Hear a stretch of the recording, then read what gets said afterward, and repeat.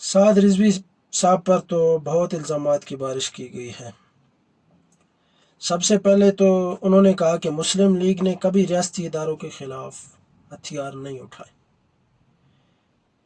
تو مہنگائی مارچ کس نے کیا تھا، اور اس کے علاوہ سپریم کورٹ پر کس نے حملہ کیا تھا، کس نے ججوں کو دھمکیاں لگائی تھی، کس نے توڑ پھوڑ کی تھی؟ کیا وہ ریاستی ادارے نہیں تھے؟ کیا وہ حکومت پاکستان کی تحویل میں نہیں آتی عدالتیں؟ اس کے بعد جب کوئی سیاسی جماعت ہتھیار اٹھاتی ہے تو وہ شرپسند بن جاتی ہے۔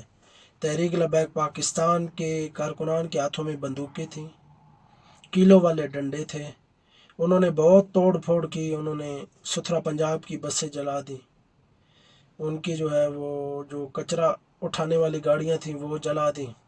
اس کے علاوہ انہوں نے عام لوگوں کی املاک کو نقصان پہنچایا، انہوں نے پولیس والوں کے سر پہ وہ پھاڑ دیے، ان کے جسم الگ کر دیے، اور وہ سعد رضوی صاحب کی طرف سے اعلان کیا گیا کہ ان پولیس والوں کو کسی کو نہیں چھوڑنا جو سامنے آئے، اور یہ مذہب کی آڑ لے کر یہ اسلام آباد پر چڑھائی کرنا چاہتے تھے، امریکن ایمبیسی پر حملہ کرنا چاہتے تھے۔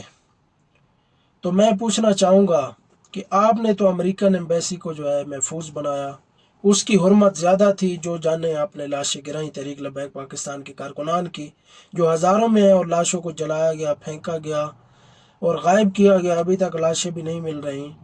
تو آج بنگلہ دیش کی سرزمین پر جو پاکستان کا سفیر تھا، اس کے ساتھ کیا سلوک کیا گیا، اس پر بھی آپ نے نوٹس لیا؟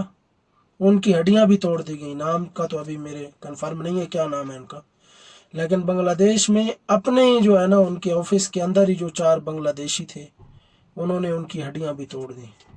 تو ان کا ذمہ دار کون ہوگا، ان کا جواب کون دے گا؟